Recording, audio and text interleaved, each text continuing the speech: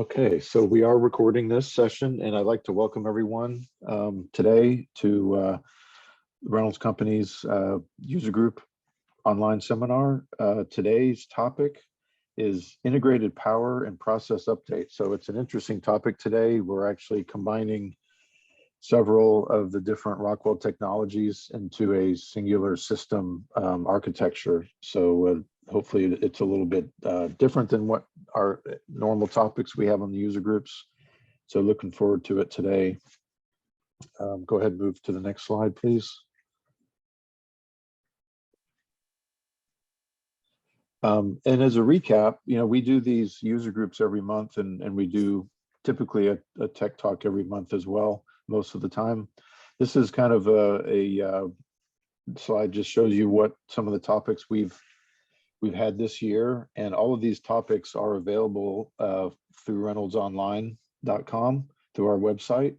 So be sure if there's any of the topics on this list that you're interested in, be sure to go back to Reynolds Online and take a look. We do publish all of our tech talks and user groups on our website right after we do the topic live. So next month, I just wanted to say one thing. I wanted to plug our user group for next month. We're doing an HMI design guide talk next month, so it should be pretty interesting. We're going to get into details and suggestions and recommendations on how to lay out a factory top VUSE system. So definitely stay tuned for that next month. And also want to make sure we plug our website. About a year ago, we updated our reynolds.com website. We added a lot of value to it, a lot of resources, including, besides the user groups and the tech talks, we have podcasts, blog articles, video feeds, just as additional resources to everyone, including a lot of the things that we have, that you can go in and search for parts and pricing and things, as well as looking at our full training calendar online. I think that's probably one of the things I look at in any way on reynolds.com is our training schedule for the in-person Rockwell classes. So go ahead and move the next slide. So today's presenters, we're going to have Michael Lett as our drive specialist based in Houston. Michael is going to discuss the drive offering that's part of the power offering of Rockwell, and a little bit about how some of that drive technology gets incorporated into the overall connected enterprise portfolio. Mike Masterson, another one of our automation specialists, is going to talk a little bit more detail on some of the automation technology that links to the drives and the MCCs and things, and so to kind of put it all together.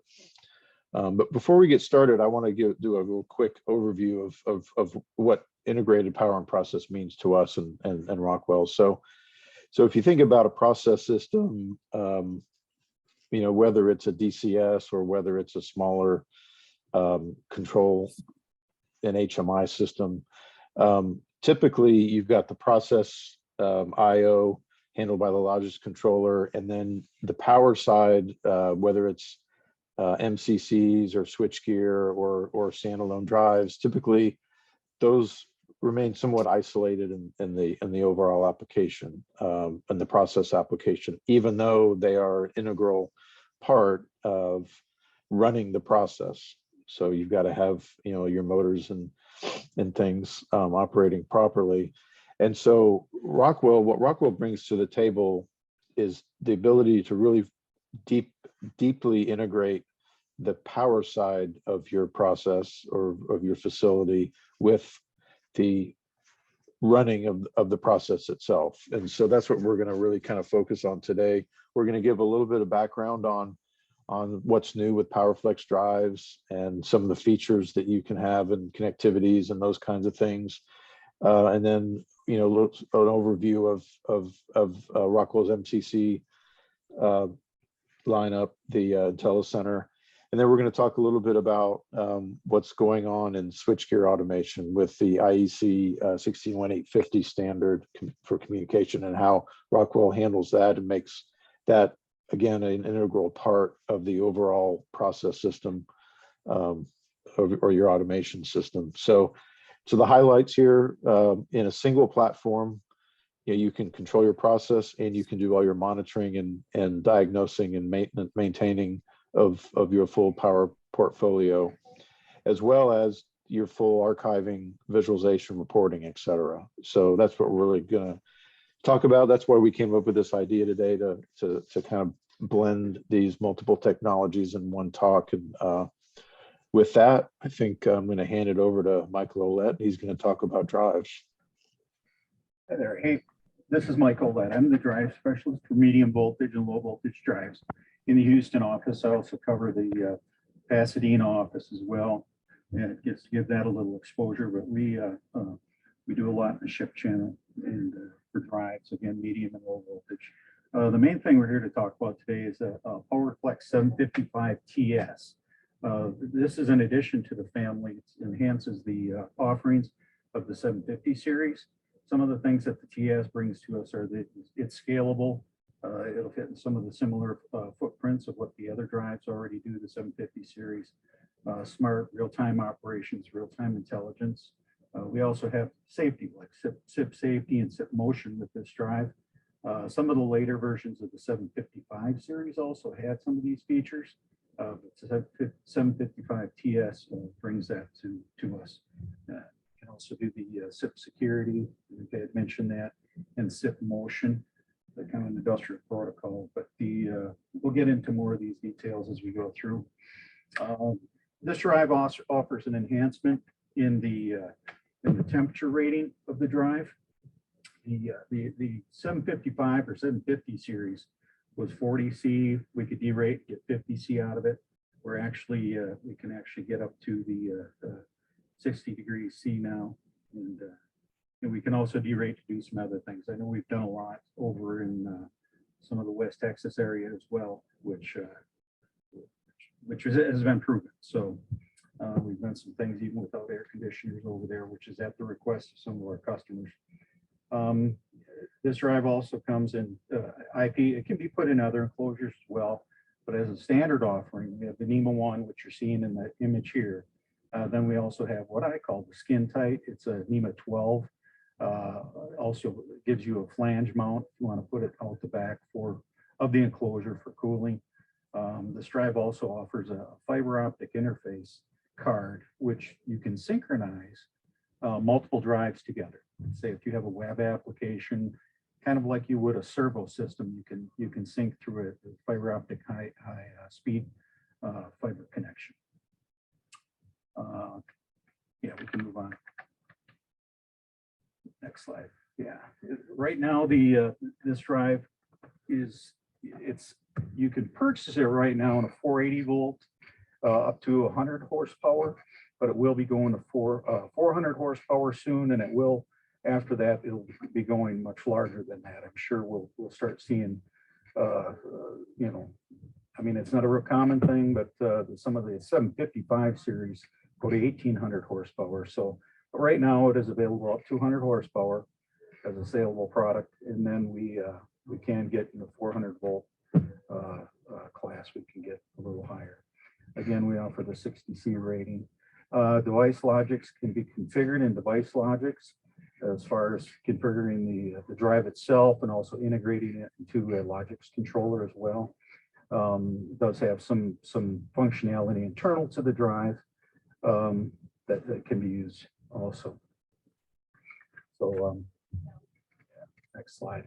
And this is a summation of the pretty much the whole family of the 750 series. You'll see on the next slide, which we'll stay on this one for a minute, but the 755 TL product to to be differentiated between the TS. The TL is actually a low harmonic drive that's currently offered from actually up to 6,000 horsepower. And it comes in multiple frame sizes. We get up to like frame 14.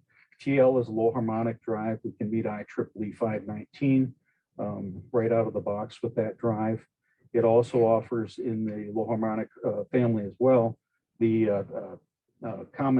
it's a common bus drive. So you can put multiple drives together on the common bus, not only to save energy, but to utilize any kind of regen coming from another drive. And these drives can also be coupled with, they don't all have to be the same horsepower. So say, for example, if you have 350 horsepower, you can also take a TL regen, which is the R in the part number, and put it into that configuration also. But the TS currently uses the total force technology. Years ago, we had the 1336 that came out. This is going way back, but that came out with a force technology. And this is the what we call the total force, which is a step beyond that. We'll discuss that in a minute as well. We can go to the next slide. And this also includes the 753 series. 753 series, as you see on the left there, will take us up to 400 horsepower. And the 755 will take us from 400 horsepower and beyond to 1,800 horsepower. And then we get into the TS, which I discussed earlier about the horsepower on those. We do also have additional features coming out with the TS that will also give us option cards. It's XT option cards, but we'll touch on that in a little bit as well. But you can see the other on the right there, the TR, and the TR we're talking 6,000 horsepower maximum size on that. So we just can't keep adding inverter and rectifier sections to the power structure to expand. So it obviously just becomes larger in width to do that. Okay, next slide. Some of the performance characteristics of the TS drive. It can be used as a general purpose drive. We do have the 753 that we kind of sell as the workhorse for that. But in case you need some of the small features of the TS, we can do that as well. But like I was talking before, the total force technology, if you look over in the control mode there, drives originally started out as volts per hertz, and we added sensorless vector, and then we added flux vector. On the flux vector options, we actually were getting information back from the motor to start looking at that and controlling the motor and the efficiency of the motor. But with the TS, we've enhanced beyond even that, which is now why we call it the total force technology. Go ahead, next slide. This drive, the TS, is actually, it's a motor agnostic.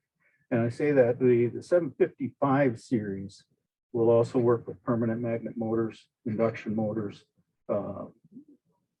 same as, a permanent magnet like a servo motor even.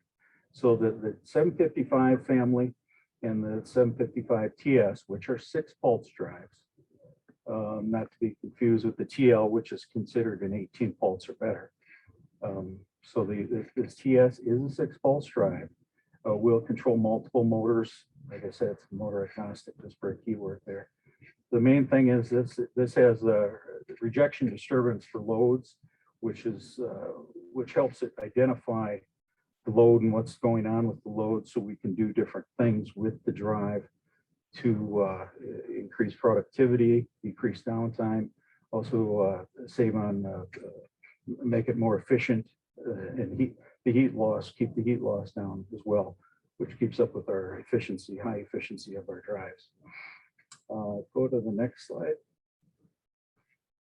Next slide, Michael. Okay. Operation intelligence. This is where we start talking about some of the enhancements on the TS, like predictive maintenance. Predictive maintenance, we've kind of had that in drives for years. It's just basically knowing what the life cycle is of, like say, a motor, for example, or even components inside of the drive. 755 does have some features built into it, which are you can actually program to known factors. So say known factors of the IGBTs, life cycle of those, things like that. Known factors of the motor, when the motor should be considered to be reserviced, service the motor, rewind the motors. There's things that can be programmed into the drives to do those. And then that we've got some other features also. Go to the next slide, Michael. I think Mike's driving on this, so I keep saying Mike. Sorry if it's you, Brian. Some of the predictive and preventative maintenance. Preventative is kind of an older word used. Predictive is more so knowing some of these values, such as IGBT life. And with the 755 TS is what we're doing is we're combining the overall health of the drive. So you see where it says like cumulative damage. I know I wasted that word pretty bad, but so we actually monitor the switching frequencies, the temperatures of the IGBTs, which also helps us keep our power factor where it needs to be. The drive can monitor all this, the DC bus temperature as well, and the modulation, the cycle, the stress on the IGBTs. I say that primarily, but it also monitors the fans, the fan life. Other things can be programmed into the TS drive as well. All cumulative, and then it's evaluated item by item, actually, and as the overall health of the life, which is important. So go to the next slide.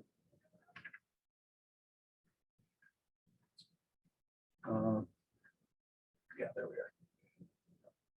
So the operational intelligence of the drive is the. Did we just do this right? Or do this? I think we just did this slide. We did that one. Okay, there we are. Almost had me talking about the same slide. I would have done that. So load observer. Some of the features with the later versions of the 755, it's already been a workable. It's been workable in the 755. It's been being done. So with the TS, we're just making it formal as far as the total force technology. So load observer comes first. So it actually, remember I talked about the actually monitoring through the flux vector and the identifying the motor and the characteristics of the motor and what the motor is doing. Load observer actually does that, and then we can then go to adaptive tuning, which the adaptive tuning, the phrase has actually been used as artificial intelligence. So this is a drive that actually learns on the fly. So if it's seen, say for example, if you all have heard of skip frequencies, skip frequencies in the past used to have to be first identified, then programmed in to skip or jump over those frequencies. If you have a resonant type situation in the application, conveyor, a pump for some reason, different scenarios. But this adaptive tuning actually sees this data coming back from the motor and takes care of that by auto tuning it out. And this is all, it has to be programmed into the drive. There's different ways we can do this. The auto tune features can be turned on, and the adaptive tuning features rather, and then turned on, and then the drive will take care of itself and monitor its own health. There's parameters that can be pulled back through Ethernet or other means to identify, if the motor's not running correctly, if there's a lot tighter control of the motor. We'll go to the next slide. Yeah, and this is just a little more on the adaptive tuning. We don't have obviously winders that many. We do have some down here, but winders are the 755 series will also control cranes. So we have a crane control function, which is which actually allows you to lock up the brake on a crane and not have the drive try and overcome that. So it's got a firmware in the drive so it will identify that. But this adaptive tuning feature also allows you the drive to see if there's like a sway or swing, a pendulum type action going on in the application, on top of some of what I had said before about the adaptive tuning for resonance frequencies and different things, coming back from the motor, different bumps. I call them bumps, but it's just the drive actually seeing a higher current draw, seeing different characteristics of the motor that should have been auto-tuned out. That information can be, we've got our auto-tune features when you're setting up a drive, but we also can take it a step further and program everything into the drive. Say for example, like inertia type information that you would do with a servo motor. We program that information into the drive so we can get more precise on the control. Go ahead to the next slide. With the XT, well, this is still if you see the two drives on the left, the TS is a standard 6 volts drive, comes with our conformal coating, which is standard in all of our 750 series. All of our werFlex drives have conformal coating, not only in the 750 series, but even our 520 series. Jumping up to the 755 TS, if you see the little XT in the bottom there, that gives us our corrosion resistance. And the corrosion resistance is actually it's a test process, like a 30-hour exposure enhanced environment, obviously, to accelerate the corrosion test. But it needs the B, the B485. There's some other B40, I think, features or methods to that testing as well. So, the main thing is help corrosion resistance, help the longevity. So now we're getting into a drive that you're not only protecting it from the environment, but it's also running more efficient, running smoother, keeping the motor from seeing heat. We can keep the heat down on the motor, which will help your motors last longer as well. Let's go to the next drive, or the next slide. And this would just be an example. Say, for example, standard conformal coating, which was an enhancement over your just open boards. But the main thing we couldn't do, I say we couldn't do because we're doing it now, the actual touch points. You see the touch points on the cards that actually are inserted. Obviously, we couldn't protect those, but we've actually, with this XT type technology for the 485, I think it's GS 485 testing, we start looking like we're on the right hand side there. So that's the accelerated test with the XT on the right and the left, just as an example of how our XT corrosion resistance works. Go to the next slide. Reduce risk and cyber attacks. This is where we start getting into some of the 61850 stuff, where we can actually put our drives on with SIP safety through our Ethernet card. We do have a S4 option Ethernet card, and which we'll look at in a second here. But any kind of cyber, it's just another layer in the whole scheme of things to help prevent getting down to these levels. Obviously, the drives are kind of the end of the process, but we're still offering some safety at that level as well. So go ahead for the next slide. You can see the boards over on the left here. Most of these boards, if you look at the ones in the middle, especially the 2750 22s, those are the IO boards. So we do even offer, in these IO boards are universal from the 753, the 755, 755 TS, and the 755 TL products. All these boards are universal. We have encoder cards. We've also got communication cards as well. We've got Ethernet, DeviceNet, Modbus, and some other cards. I don't think they're shown here. They may not be out. Those other communication cards may not be out with the XT option yet. So that's probably why they're not listed on this kickoff. But if you look toward the bottom there, that's where we start getting into our safety functionality in our cards for the 755 and 753 drives. So go to the next slide. So this is the some of the levels, like we offer safe torque off, which you see is the S, the safe speed. Safe torque off would actually allow you to keep the to a seal level of 3 on these, to keep the main power on. So the utility power with the probability of a seal 3 rating. I always confuse that with seal 2, but anyway, so you can actually, through the drive, with a safety relay in there as well, like I think it's a 440 safety relay. You can actually work on the motor, take the motor out, remove the motor with that probability of safety by still keeping the main utility power on to the drive. Obviously, so, and then we also get into a safe speed functionality. So that's if you have an application that is actually maybe a flow process where you can't stop the flow, but you can reduce the flow. Say, for example, you have a leak in the process somewhere, or you need to slow the process down to a safety level so you can manage things on site.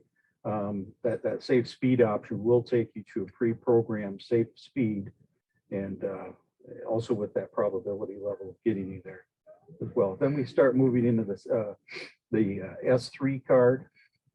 This is where we start moving up toward the network configurations. The S3 card will actually allow safe torque off through a network. And then the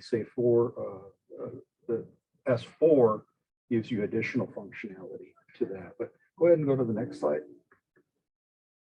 This is the S4 is the integrated safety function, like SIP safety.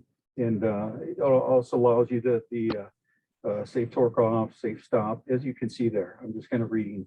I usually don't read my slides, but limited position control, some of that would also relate to like a servo technology, safe speed limits, safe direction. So again, we can control this, the 755 series, we can actually control to 100% torque at 0 speed, which gives us enhanced not only speed control, but torque control obviously as well, identifying the flux coming back from the motor. And with this card, you will be required to use the ControlLogix controller to implement that into that configuration. So go to the next slide. This is just showing an example of the universal drive family. It's 753 all the way through the 755, 755 TS and TL. They use the same cards, as I mentioned earlier, communication cards, the HIM modules, the same HIM module. So you have, if you're going to put inventory in, excuse me, if you're going to put inventory in as far as maintenance and stuff like that, you can have less inventory to support your applications in case you were to have a drive failure. Go ahead and go to the next slide.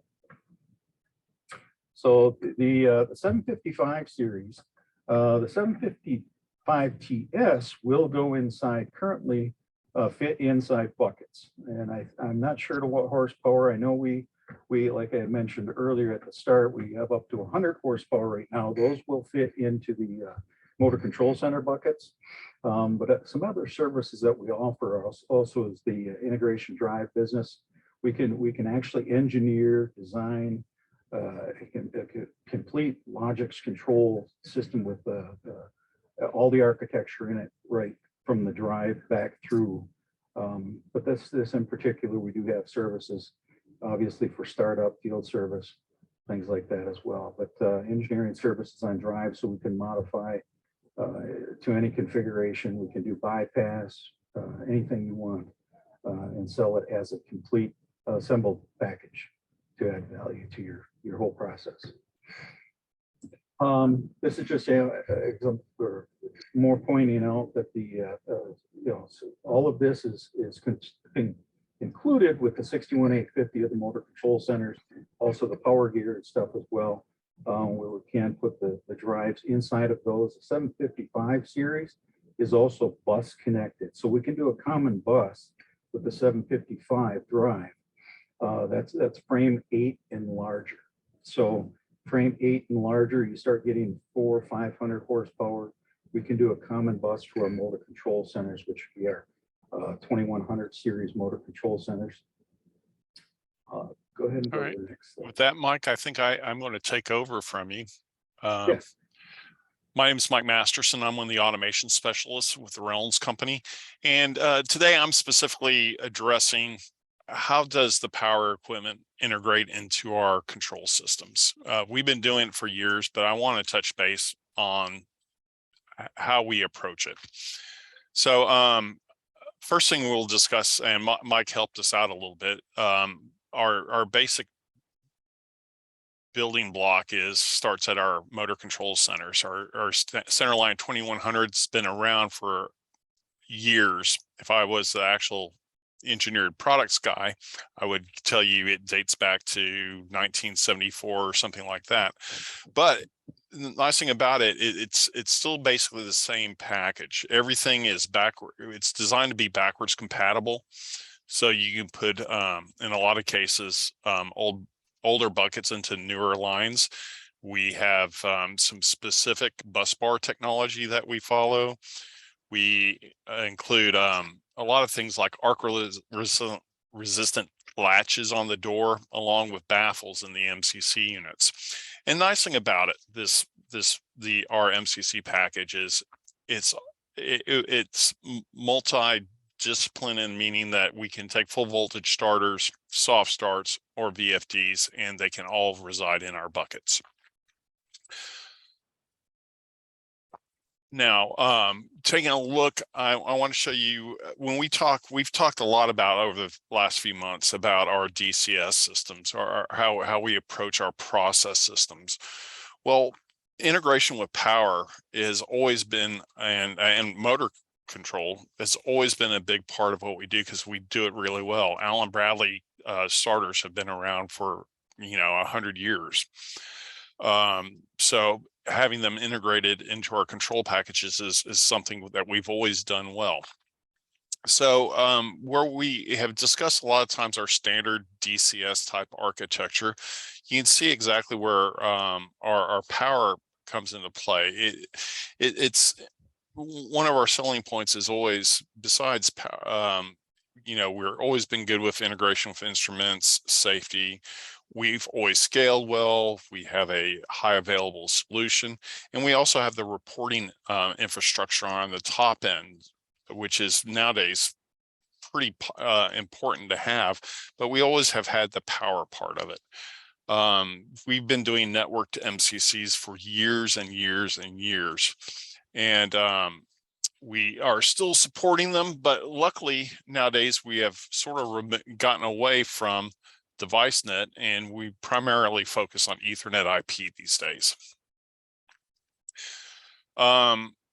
So how does this power stuff, how does it really integrate into our system? Well, we have a lot of tools that already been created for you. We have library objects for a lot of your devices, your drives, even some third-party devices. We already have a lot of the logic and the graphics functionality built out for you.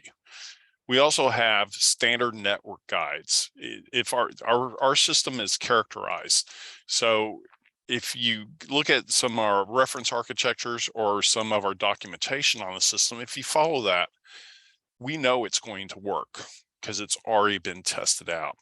So a lot of the aspects that we pushed for our DCS PlantPAx, it caters to the power side very, very well, because we already have the hooks built into the system to get that information from the power products up to your SCADA system. And what I'm showing here is just a basic architecture, which a lot of times you've already seen this. This looks very familiar to anybody who's been to one of our PlantPAx discussions. This network doesn't change any differently, but you will notice that we do have one segment of the network strictly for the intelligent motor control devices.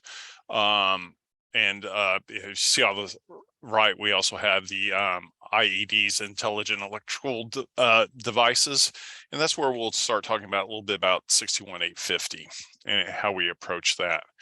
But the way we handle power is the same way we handle everything else in our PlantPAx system. We do have some defined guides to how we implement it down to the networking level. Now, one thing we talk about, why use our drives, why use a lot of our products, the Rockwell products with our control system.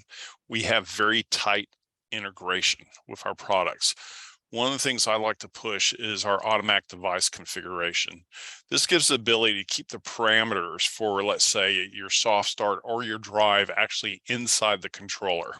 So if we ever have to lose that drive or soft start, we can have it replaced with a like unit, and the system will actually download the parameters to the file. So maintenance wise, it makes everyone's life a whole lot easier, especially if you're having to replace a drive at 2 o'clock in the morning.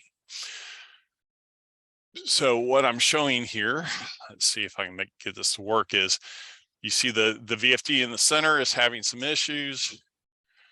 We're going to replace it with a like unit. And then using the switch in DHCP, the IP address will be assigned to it. We will flash the firmware from the controller, and then the controller will download the configuration file, and we're up and going.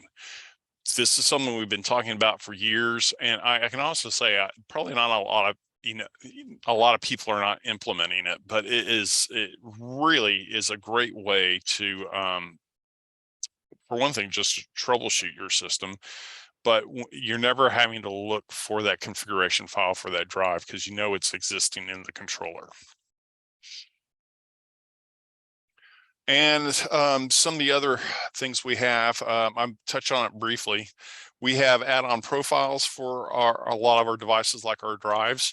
You can actually drag them into the IO tree in any of the Logix configuration in your Studio 5000, and actually do your configuration of your drive in there, so you don't have to use a separate piece of software. We also have the add-on instructions and the faceplates so you can almost just drop the devices into the IO tree, and a lot of the configurations have already been done for you. You're just going to go back and assign the tags to them. And the visualization aspect of it, the graphics have already been done too. So what we're doing is actually, we're making the system as much just drag the product in there, and you don't have to do a lot of new engineering on it because we've already done it for you. Now I'm going to talk a little bit about IEC 61850. Just let you know, if you haven't run across this protocol before, it is a protocol specifically for intelligent electronic devices. We'll call them IEDs at the electrical substation level.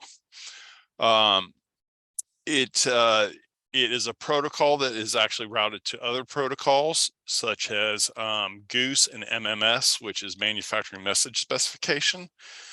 And there's a few other protocols it is, but nice thing about it, these protocols all run over TCP IP networks. So we're using standard Ethernet for this. And by doing this and following the standard, we can actually get the response time down to 4 milliseconds for our protective relaying, which is quite, well, it's called out for in the industry. Now with this, we're going to take a look at the new ProSoft card. They also have a client and a server card, but it is a rack-mounted in-chassis card. ProSoft, and we'll talk on it briefly, but ProSoft still has their standalone gateway on it. This fits in the chassis. It is 61850 through the Ethernet ports, but across the backplane, we're using SIP.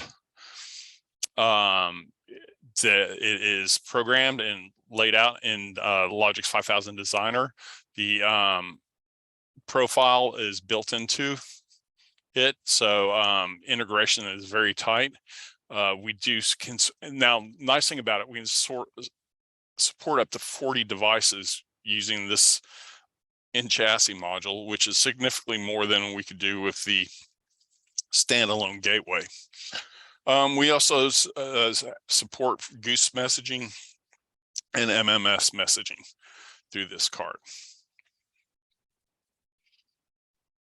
Again, it's an in-chassis card. You can actually program it with Studio 5000. Basically, the ProSoft configuration manager is embedded into the add-on instruction. We also make way for time sync, which is very important with these relays, that we have a good time signature. So that coordination is built into it. And also on the networking side, we can now support parallel redundancy protocols. So we can do a redundant network down to that device level. I've got a slide in a little bit that will discuss that. So what we're looking at here is the older standalone gateway, which was 61850 to Ethernet IP. That's the PLX82. You notice the number of connections. We could only support 10 devices on that solution. It worked, but it didn't have a lot of what customers were looking for. Sure, we could do the MMS read and write, but Goose is actually probably the more popular protocol, and it really didn't cover all of that aspect of it. So the in-chassis card does cover it. It does have a much better network redundancy, and we are following the new up-to-date security rules. So we're very excited about this because we, again, a lot of our jobs are power oriented. And what I'm showing here is just a network design off the 61850 in-chassis card, and we're showing a parallel redundancy protocol configuration for it. One of the first things you notice is all the IEDs are on their own network. So we are segmenting the network from the rest of the process. So all the communications to the controller is across the backplane.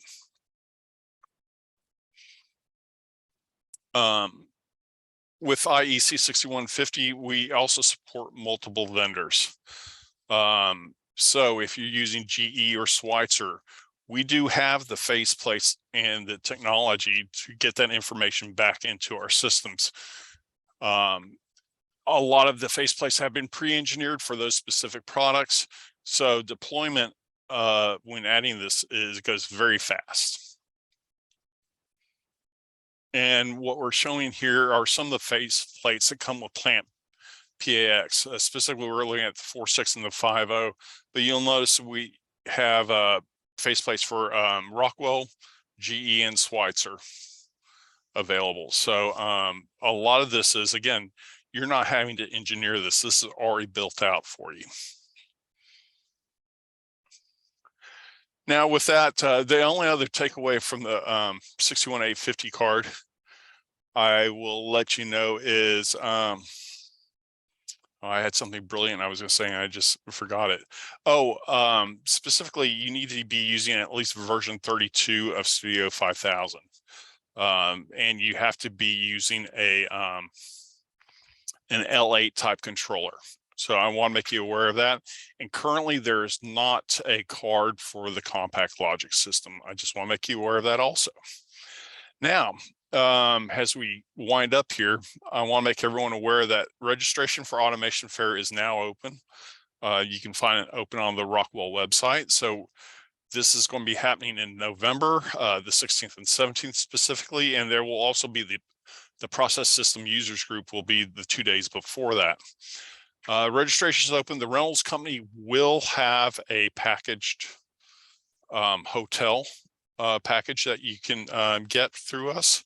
We are not going to be handling the airplane tickets this time around. It's getting a little too difficult for that, but we do want you to join us. We want to have a good turnout in Chicago. The Reynolds company or our region is always supported the Chicago show well, and I hope to see that happening again this year.